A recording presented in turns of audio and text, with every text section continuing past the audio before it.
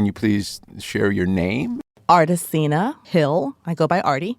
So I'm not from here. I am from Hampton, Virginia. I was born in D.C., raised in the Hampton area. My father was in the military. I was introduced to the library by my mom. I remember every Sunday after church, that would be our activity, which is a bummer here because I don't think the libraries are open on Sundays at all here. That's my passion, my thing to go on Sundays. So that's been a bummer since I've lived here. But I remember we would walk up to our local library and I would get as many books as I possibly could. And we'd stroll home, and I'm an only child. So we would do a lot of reading together in the backyard and playing Scrabble.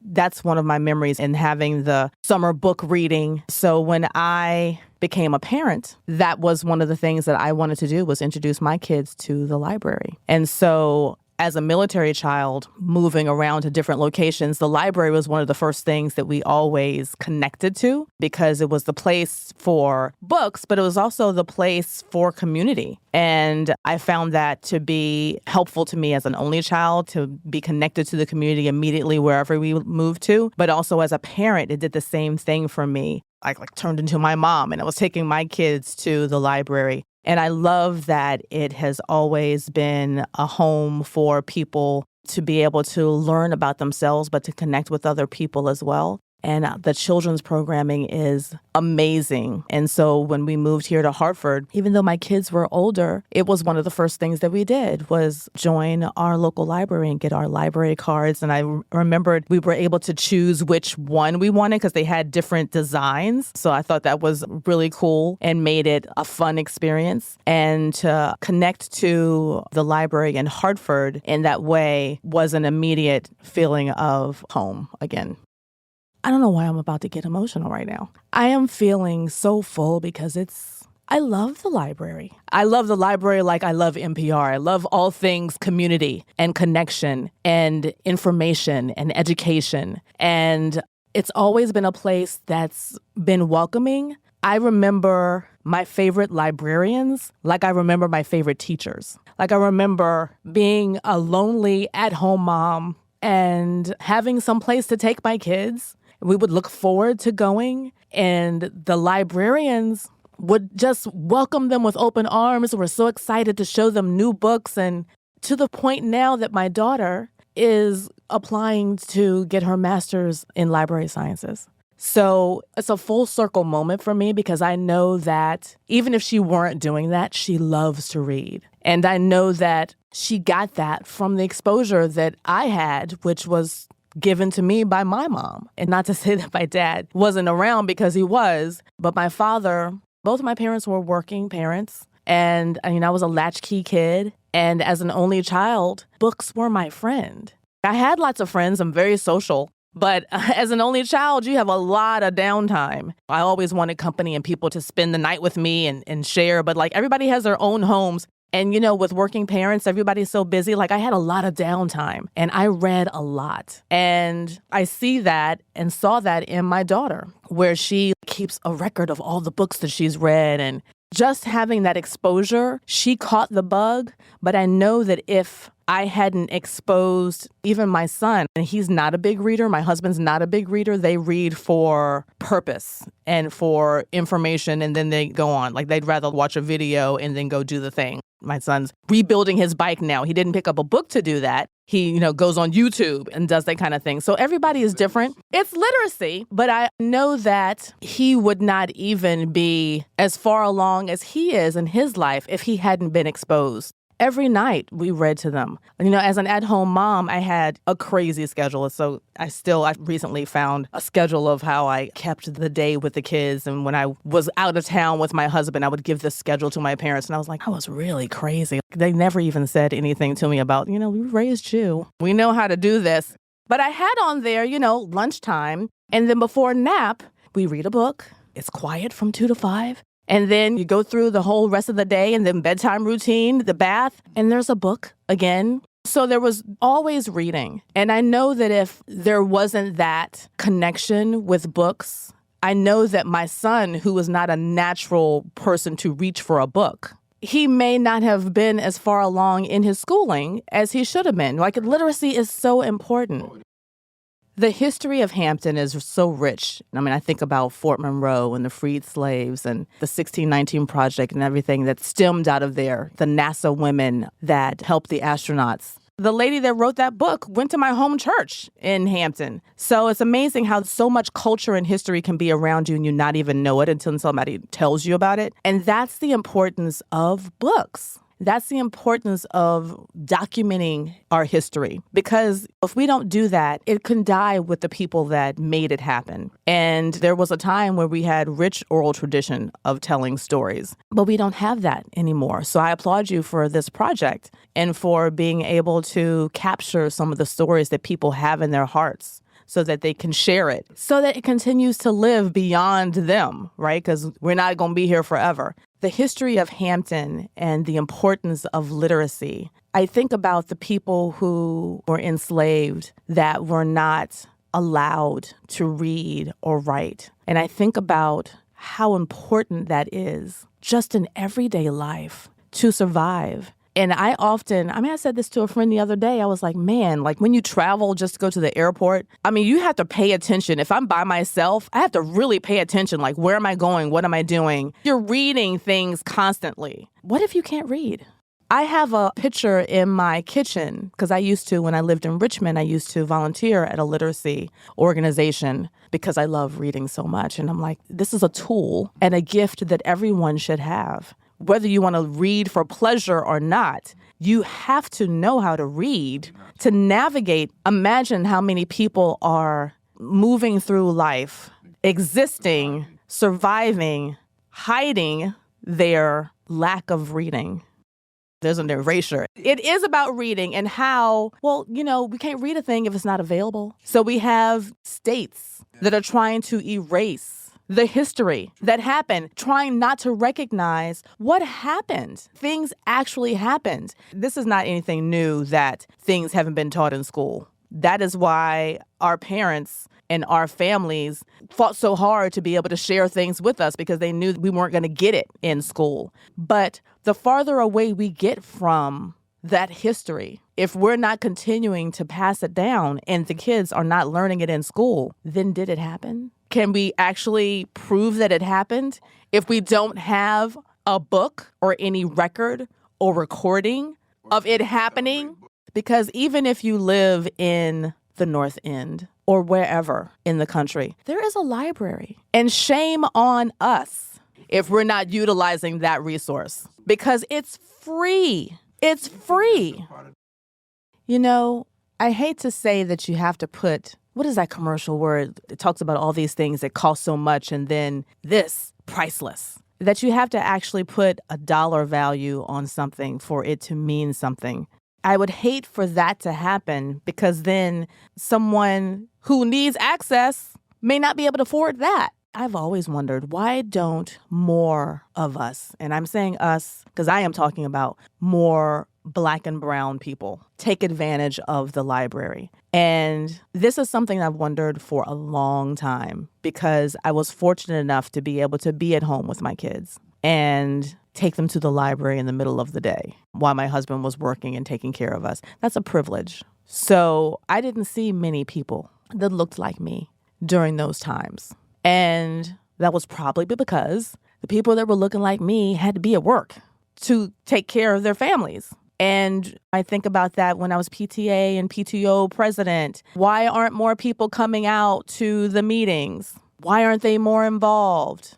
People are tired. They're trying to survive. And I don't want to make excuses, because I know that there are people who are doing all those things and are still involved. But maybe they have to choose what they're involved in, instead of taking the time to come to a PTO meeting because I worked all day long. I'm just going to be at home here with my family, with my actual family.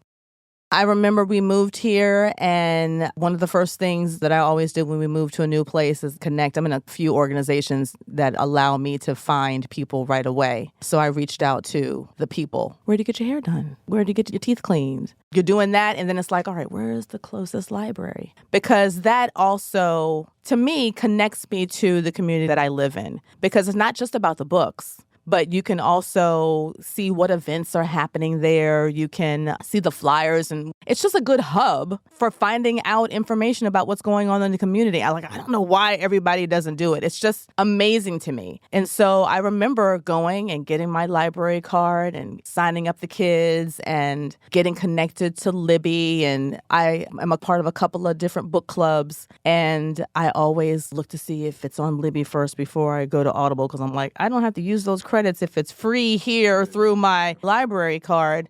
So it's been a wonderful way to connect. And I remember one summer before my daughter was allowed to have a job, she volunteered here in the youth department. It's wonderful. And I met a couple of ladies in the podcasting class who were telling me that they really lived here at the library with their kids before the accident happened. So I get the newsletter from the library, and I saw it listed as something that was happening. I was like, oh, I like the idea of a podcast. I listened to a few. I've had dreams or two. I was like, let me just go see what that's about. So I signed up. It was amazing.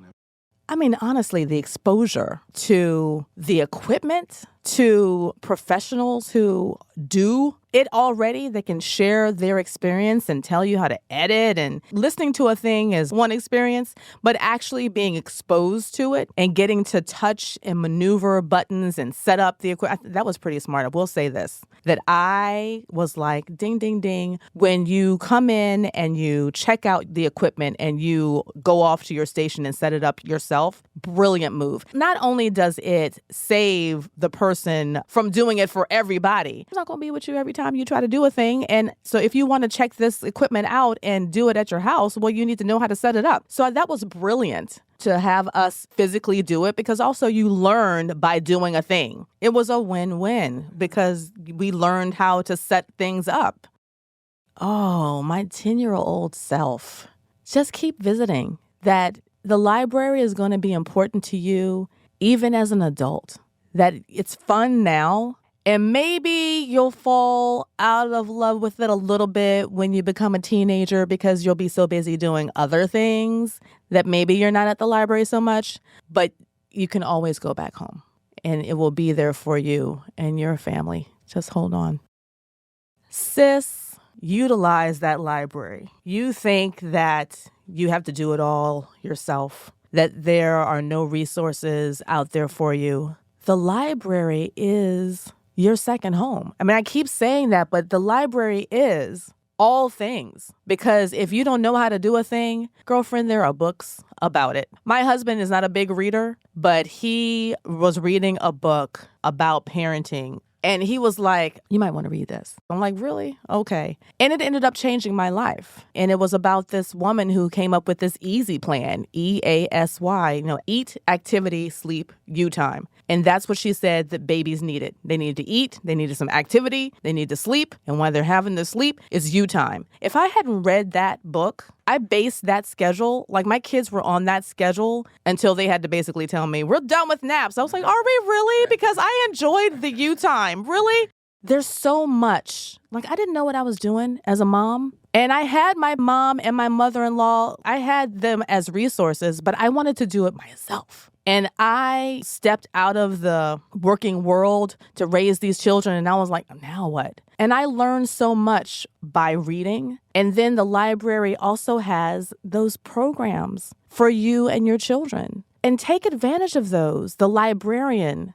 Like, you don't have to have money to go buy books. My daughter, I got to the point where I could go to Barnes & Nobles, but I felt like I was wasting my money because I'm like, what do you mean you're finished reading that? We just got that book today. So I was like, library, because I cannot keep up with you in the reading. So you can go, and it doesn't matter what your kid is interested in. There's a book for that kid, and they can open up their mind to the possibilities if you find the right book that fits their personality. And then you can also connect with other people while they're playtime and they're doing all the things. You're talking to other moms and sometimes dads who are there with their kids, and you can share experiences about how they're eating or not eating or whatever the thing is. You don't have to feel like you're doing it by yourself. It's a community. I love the library, and I think that all moms and dads should take advantage of all the things that the library has to offer, because it's not only good for you. I mean, listen, it was good for me because I was like, okay, I know what we're doing today because it's playtime. Because when you're at home with the kids, I mean, the days are long, they say, but the years are short. And I'm out of it now. So you got to be in it and appreciate it while you can, because then they're gone. So what are you imparting in them?